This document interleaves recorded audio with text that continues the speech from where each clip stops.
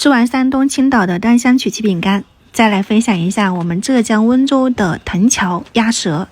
这个真的是应该有很多朋友都吃过，尤其是过年哈，然后出去玩，它携带方便嘛，就这种小零食一袋一袋的，有2个口味，一个是香辣的，这个红色的，另一个的话呢就是酱香口味的，也就是不辣的。不过呢，它后面是有一点添加的，如果介意的朋友，咱们看一看就可以了。他们家鸭舌应该是比较出名的，外地的或者是本地的朋友应该都会吃哈。它这种个头又比较大，肉又厚，就吃完一根接着一根。那今天的话呢，我们晚餐也做他们家的那个辣鸭舌，窗里也有，就做了可乐口味的嘛。